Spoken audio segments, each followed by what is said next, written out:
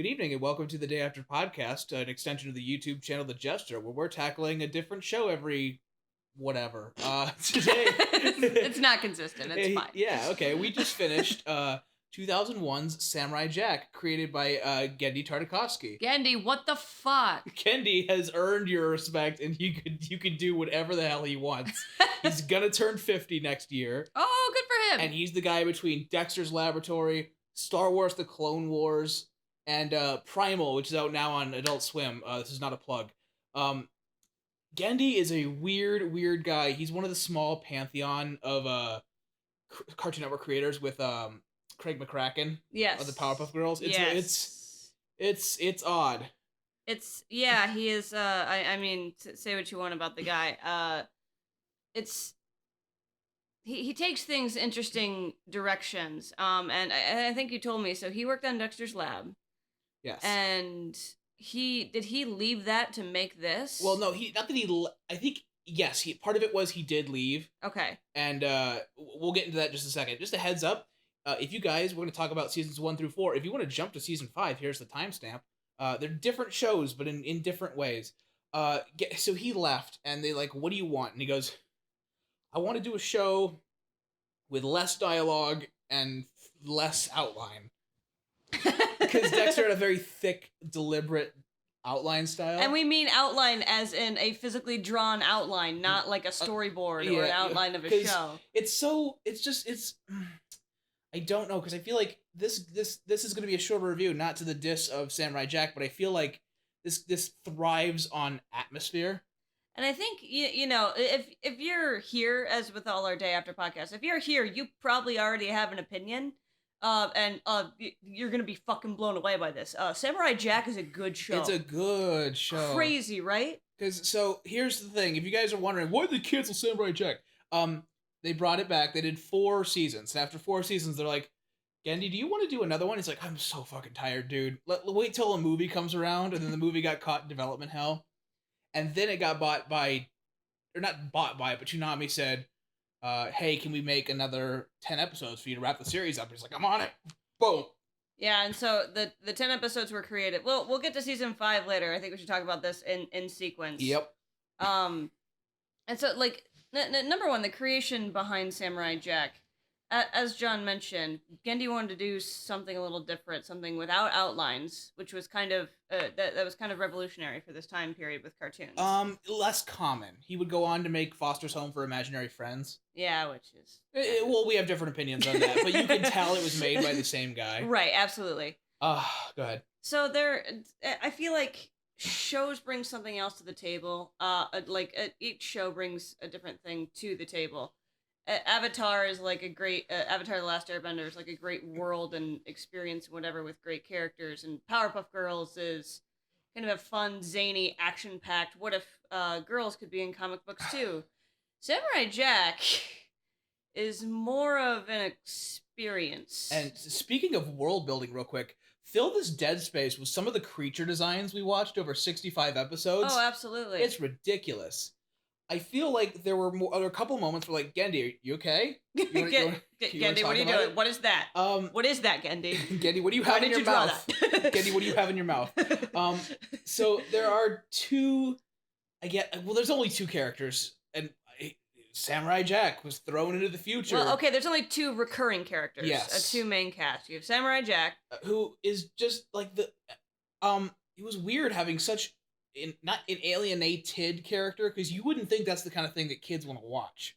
Right. It's like a grown samurai. Yeah, and it was kind of interesting. When I was watching this, when I was a kid and this was coming out, everybody was like ranting and raving about, like, oh, it's the amazing show and great action, whatever. And I looked at it and I was kind of unappreciative. I don't know, I don't know if it was because I was a girl or because I was a stupid kid. It does get it firmly on the does get better. With yeah, time. that is true. It does get better, but at the same time, like, you definitely appreciate it more as an adult. Mm-hmm. And I've heard that said about Star Wars: The Clone Wars as well. But yeah, that was big at the time too. Yeah. Shout out to the fact that it's almost anthological in nature, so you can watch almost any episode. Right. Out of order. The only part that is important to watch I would say first and together are those first couple episodes. Yeah, okay. Yeah, give it a 3 count, because that's how, he sets up his, his world. But then you can really jump around. And as John said, the creature designs are kind of amazing. Jack himself is so fascinating. It's I won't call him a vacuum because that's the wrong word. Okay. But he is a very understated character. And he's one of those he reacts to the environment more than he actively makes things happen. Voice with really great subtlety by Phil Lamar, who, by the way, is not LeVar Burton of Star Trek fame. I had a big fight with my dad about that. He's so quiet and understated. And what are some of the other things Phil Lamar does? He is Static Shock. He is Wilt from Foster's Home for Why Imaginary. did you start with Static Shock? He's a Hermes Conrad from Futurama, amongst others. And he's got a great repertoire too. So definitely go check out the other stuff he's done. He's so versatile. Oh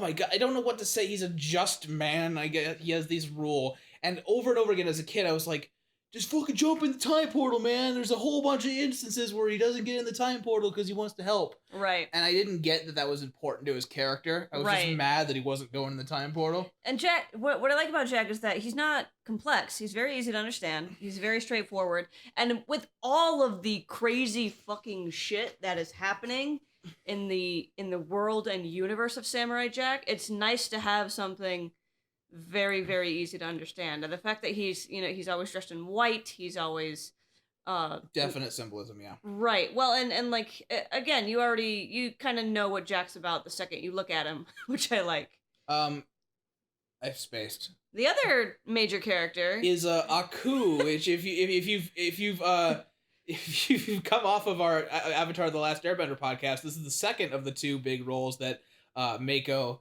Well, okay, so that's incorrect. Mako was an absolutely stellar stage and voice actor before. Oh, excuse me, Mako. You had a career before this. Those are the two things that we know him from. Me from Samurai Jack, and her from. These are two of his most prominent roles in modern cartooning. And it's a shame that he died in between when the show got canned in 2004 or 2005, I think, and then they, when the show came back, they're like, how do I, Well, they just hired the guy they had to replace Iroh. They just hired him on. Yeah, Greg Baldwin. Yeah, to do Aku. And again, Greg does a great job.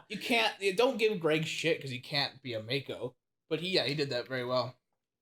One thing you did point out during the finale, and I can see it. Let's wait till season 5. No, just a general trend of Aku here is his general motion towards being a ham. Yeah, he starts as a very serious evil, and he's yelling lines like beef jerky and all sorts of just. Well, okay, so the humor with Aku, and this is what I was mentioning in the finale. I don't want to get too big into season 5 yet, but Aku's kind of played for laughs in the final season, where in the earlier seasons he's a big effing deal. And I like the humor take on him because just fucking look at his face. He's fucking doofy looking. Mm-hmm. I mean, like, no kid looks at that and go, like, But I think that a lot of people looked at that. Not a lot of people. The guy in the behind the scenes that played, kind of around this pilot said, that's a cool design. Like, I like how it's just very, very minimalist. Yeah. Not quite so many colors being used, which was nice. Well, one thing I like about Jack's episode structure is that you have, as John mentioned, it's very episodic. You have, like, the little elephant guys, and you have the episode where you're underwater, and the episode where with the kids and the nightclub, and you think those are kind of one-offs, like, oh, it's just kind of that, and then those characters constantly come back. It is nice to see that Jack's not humility, but his self-sacrifice pay off, because they okay. He never gets shit on for trusting somebody. No. Yeah, it's never played for mean-spiritedly, but that's Yeah, there's never a gotcha moment. Yeah. I have less to say than I think I ever have. I mean, what I want to do is talk, before we get into season 5, I want to talk about some of the standalone episodes, because I feel like I wanted to learn more about their writing strategy, because right, yeah, because when somebody has an idea, you think, okay, I can self-contain that. I can work it up really good for 22 minutes and then be done. Mm-hmm. There's like the one that comes to mind right this second is the blind archers, where he comes across a time portal, and there's 3 blind archers who are just the best. They're superhuman, and he has to get up there, and he finds out that he beats them, but these were like possessed humans with no brain and no hear and no eyesight. Yeah. That shows you how fucked up the show is willing to get, which is, I think, why Aku gets in the way with his hamminess. Right, and when you're treating Aku with the way, I mean, because like they've built him up, he's pretty much Satan. Yeah, he's pretty much Satan. He's the embodiment of evil. Yes. Yeah, and he can do anything. He can shapeshift into anything, and when you kind of ha at him, it really lessens the effect. But that's more of a season 5 problem. I mean, you got to understand right away whether it's a funny episode or a serious episode. We'll get to the funny episodes here in a bit. Oh my God, checking the baby. Other fucked up ones include a really memorable scene. Okay, Jack, I want to say, I said this in the middle of Jack and Egypt or something. I don't want to see Jack fail. Right. I don't want to see Jack struggle, but I know how important it is that he does. Right. And there's a moment where he's in Egypt and he heard about this Egyptian time portal, and he's remembering when he learned about Egypt as a kid. And he accidentally summons these 3 jackal spirits, and they start beating his ass. Yeah. Just worse than anything you've ever seen. And it's really good that they don't make him a super crazy badass, because he received like 10 years of training when Aku attacked. Right. And he's very good, but you can't make him too good, and I don't think they ever make him too good. So if I can return to our meta commentary, yeah, go for it. The world that Samurai Jack is created in. Mm-hmm. This was really interesting because keep in mind that it's kind of old hat with Japanophilia and how violent anime has come over here now. Yeah, this isn't a time where cartoons weren't really violent, not in a played straight way. I mean, you got like the Looney Tunes and Tom and Jerry, but for Jack physically fighting for his life day in and day out with a sword was something they couldn't do. In the Cartoon Network era, so seasons 1 through 4, you couldn't show blood. And we have an argument about that later that I want to quote, but we'll get into that. Right, and then later when it went on Toonami, you suddenly could, not that it matters. They had to get really creative with a lot of oil in place of blood. Yeah, the thing of Jack's always fighting robots. He's not ever actually fighting a person. He doesn't really kill a human being for a long, long, long time. Right. Any other really serious episodes? The Light and the Dark Ninja one. Oh man, very good. A lot of people's favorite episode. Because it's nice when the show just takes a break and you get to have a stylistic thing where Jack is the samurai in white and the ninja is in black and they're fighting on a tower and stylistic is probably the best way to describe Samurai Jack. There's no other show that looks like this. Mm-hmm.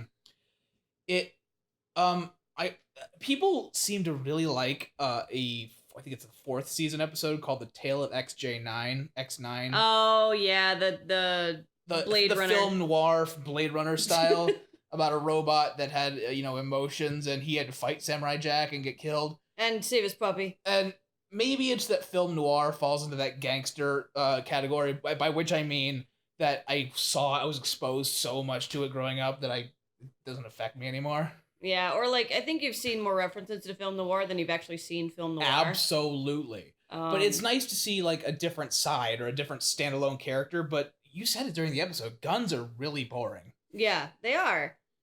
And yeah, that's a lot of people's favorite episode. That doesn't do it for me, and it didn't do it for John. The show is full of serious episodes. I think I'm done with serious episodes. Yeah, we can move on to the funny ones, unless I think of a really good one later. Okay, that's cool. Okay, but I do want to talk about funny episodes, and this is one of Haley's favorite, and for good reason. There's an episode where at the top of it, he's fighting some bikers, and he gets his shoes destroyed. Yeah, the little Geta sandals he's wearing. Yeah, and what I would categorize this as a funny episode is because a lot of it is a well covered Foot Locker candidate who's like, yeah, you saved my store, bro. I'm gonna give you this shit that makes you jump higher, run faster. and cue this really silly montage of him trying all different kinds of shoes. Yeah. Uh, And then he finds this traditional Japanese shoemaker. In the middle of this silly, wacky montage. Yeah, he sees a little kid wearing the exact sandals that he was, and he's like, oh my gosh. Follows this kid home and finds that there's this one family who's been keeping the traditional Japanese ways alive. And this little boy's dad makes these shoes and other things and stuff. And so, again, Samurai Jack didn't really imprint on me when I was a kid. That is the one episode I remembered. What shook me is that put yourself in Jack's shoes. Sorry. He's like, he says to that dad, like, oh, I've been dealing with such bullshit the whole day. It's really nice to know that somebody is keeping the flame alive. That's not me. Yeah. That's what makes it the best funny episode, is because it's really incredibly funny, but yeah, it's got such good heart. It's informative. It reinforces his message. There's other better ones. Jack was not very good at funny episodes right up the top. I feel like another really good one was when he lost. He spends the episode nude. Oh yeah, when he lost his clothes. Every time he puts on a new outfit, he has to be that persona, like a burglar or a cop or a princess. Yeah. Jump Good. That's a good funny episode. It's a very, very good one. That's a very and that character keeps coming back, which is really cool. Jack learns how to jump good. He got hops. Any of the episodes with the Scotsman. Oh my god. Here's what I think arguably one of the characters in Samurai Jack who might be more famous than Jack himself. I feel like they wanted to say, okay, what fighting style is completely opposite to Samurai Jack? We want something bombastic and in your face and big. Scotland. Yeah. And they meet in the middle of a really like high concept episode. I'm trying to get across this huge ass bridge. Yeah, and neither one of them will move out of their way. And they have this giant. They have the giant argument, and it's vocally driven. There's no like actual combat right away. Yeah. And then they get handcuffed together, and they have to just fucking work it out. Yeah. I think that they're friends second, combatants first. What is that line in Lord of the Rings? Like, I never thought I'd be fighting next to side with a Scotsman. That's Legolas and Gimli, and he's like, oh, I never thought I'd be fighting side by side with an elf. And yeah, that's very much what you get. It's two opposite cultures, two opposite mindsets. Yeah. Who join together here. That's just dope. And there's some that don't really work that well, like the farting dragon. Yeah. Where I really liked the samurai rap guy, the one in the bar. And I didn't at first, but he's this guy who he wears a lot of street clothes, and he wants to be cool, and he doesn't really care about being a samurai. He just thought it was cool. Yeah, that's his stage name. And so Kill Bill style, he adopts the samurai way. And Jack just fucking beats some sense into him. All he wants to do is drink his tea, and he's like, "You're gonna fucking make me beat your ass, aren't you?" Well, he's like, and they go outside, and it's raining, and the samurai's like, "Oh yeah, draw your sword. We're gonna throw down." And Jack picks up a stick. Yeah, he picks up he breaks up a sheaf of bamboo, and he's like, this is fine." When you can beat me, you get my sword. Fucking destroyed. Other funny ones. Can we talk about Jack and the Baby now? Holy shit, guys! if the show didn't get picked up, this was the final episode. Is that you have to take care of this baby, and I go back and forth on baby episodes because, like Teen Titans didn't do it very well for me. Where Raven, a person who's not really used to taking care of young children, has to, and it's irritating. Yeah, I feel like he did really good. Like he was like, "Let me tell you a story, baby, about this Peach kid." And the kid's like, "Oh yeah, he's a good dad, but it's not about him being a father." Yeah, it's about him trying to find this baby's parents. And a couple of times over the course of when he's fighting, the baby like is wide-eyed looking at him slicing people up. Yeah. And they find the mom, right? And the mom but first, Jack has to run around the forest trying to milk everything. Oh yeah. So the baby can eat. In one of the most uncomfortable sequences of animation I have ever seen. That's fine. But he finds the mom, and he gives the baby back, and the mom's like, "What is wrong with my baby?" He's like, Baby's got the will of the samurai now. Get the fucking businessman. I hope you're showing that as we're talking. And then he leaves, and the baby's just like, boom. Yeah, he's like, fuck it. What's wrong with my baby? Your baby just wants to fuck shit up. Oh man. And that's how the show ends. And that's how the show ends if it didn't get picked up. That was the last one. I think like the one before it was a really deep episode too. Yeah. Oh, the one before was the Tech 9. Tech 9! Or the, Tech 9! You know what the fuck I mean. I do, but that's... Robot Blade Runner. Robo Blade Runner. Any other early first seasons? I mean, there's always there's a couple of really good anthologies. The fairy tales come to mind. Oh, the fairy tales are good. If it wants that fairy just wants to jump on his wiener. If it wants to, yeah. If it wants to cut it up into 3 parts, so be it. Mm-hmm. If it wants to do the 4 seasons of death, so be it. That wasn't like it knows how to spend its time. And Jack is very unapologetic and is very much like, I don't care what you came here expecting. This is what you're getting. You're getting an episode about the seasons. Yeah. Okay, 20 minutes in. Let's move on to season 5. Here be spoilers. So, after four seasons, they got burnt out. They said, let me go back for a movie later. They didn't get the movie because of development problems. Yeah. And Adult Swim gave them 10 episodes. Now, one thing I want to address out the gate is that Adult Swim has much laxer requirements for what can be shown in terms of sex and blood and what you can talk about on the show. Right. Than Cartoon Network did. And in terms of the violence, I'm going to paraphrase TV tropes because this is amazing. In terms of how you feel about season 5 violence, there are no fewer than 4 different schools of thought you can be in. 1, that you like the violence and you feel like nothing's wrong. 2, like you feel like the show is trying to be too edgy, trying to earn its edgy rating by having violence. Camp number 3, that it's okay because the blood and everything and the sparks and the murder it's stylistic and it's going with the flow and the expression of the show. Option number 4, that the show was trying to get away with violence way back in the premiere, and it was trying to find ways around that with the oil and the robots. Yeah. And I don't know. I think 3 is the school of thought I'm going to champion there. There are people who kind of bitch about it and who say like it's too edgy. I don't think Jack needed to be on a motorcycle. That was a little weird. I'm glad they dropped that after 2 episodes. I don't know that he needed to have steel armor and a whole bunch of machine guns. You gotta get the kids involved, I guess. But like, okay, it seems like season 5 it goes back into early season weirdness, where it's trying to figure out what it wants to be. Do you want to be cool? And when it decides to just kind of return to what it was doing, it works a lot better, with one exception, who is the new character.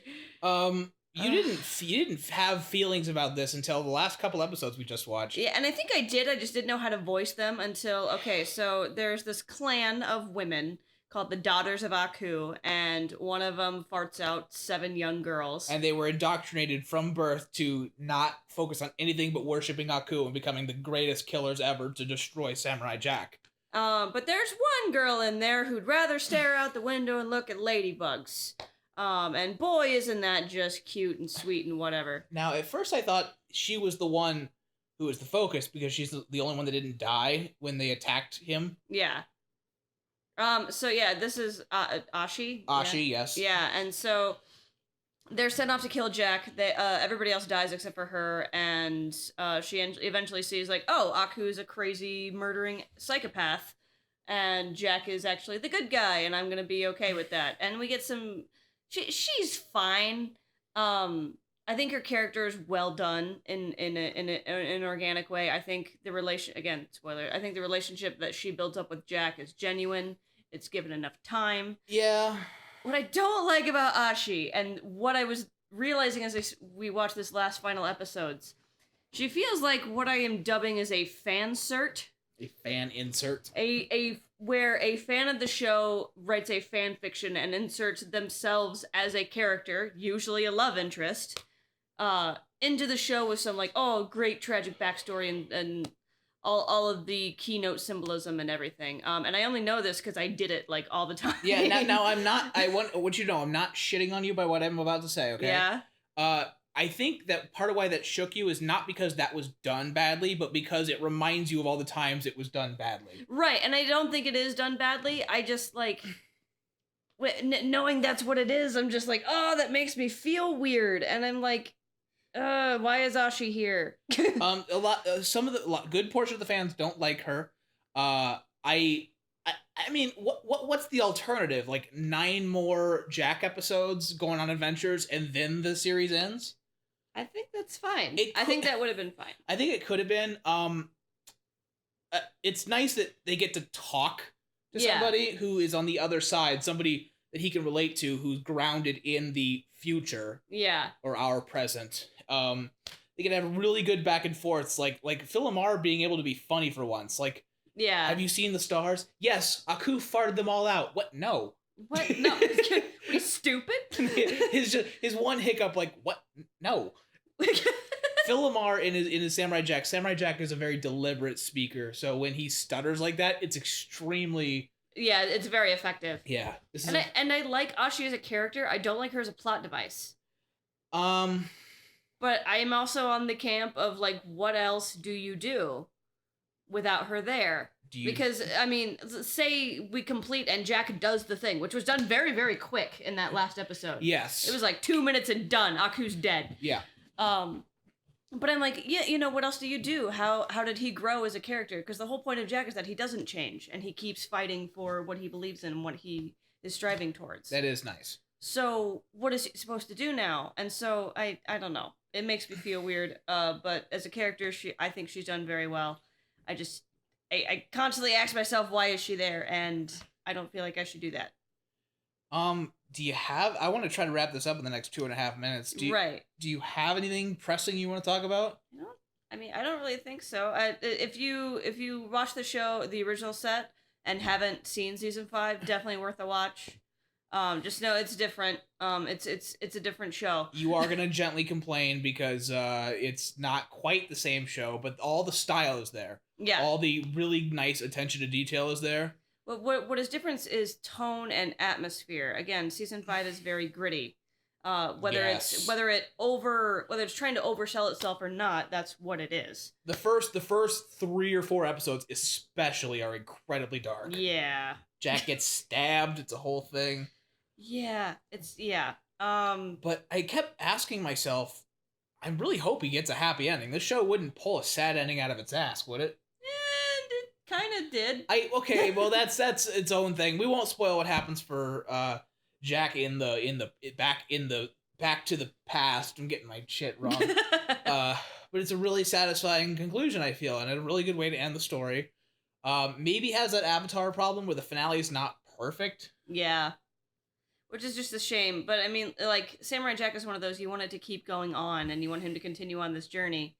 But then it has to end sometime. I do like that. They're like, do you want to go do a 5th season, and then if it still goes, you want to do a 6, 7, 8? No, just be done, please. Yeah. Genndy knows how to do that. And so I don't think there was ever a way to make an ending that was going to satisfy everybody. Yeah. And now he's gone back into Adult Swim, and he's doing Primal about a T-Rex and a caveman whose races are going extinct, so they have to team up. Oh, that was a trailer? That wasn't just a short? They ordered 10 episodes. What the heck? I didn't know that. It's really charming, and I want to go watch that now. Yeah, I remember seeing the thing. I didn't know that. Okay. Genndy would be the one to just do shorts. Yeah. But thanks for joining us on Samurai Jack. Again, yeah, nothing insane to say. It's good. Go watch it if Guys, you haven't. Spoilers, it's kind of good. It's kind of good. Later down the line, we'll go back to one of the big 4 Cartoon Network, but we have to take a break here first because we got other things coming down the pipe. But we love you. Love. Why did Will.I.Am do the theme song?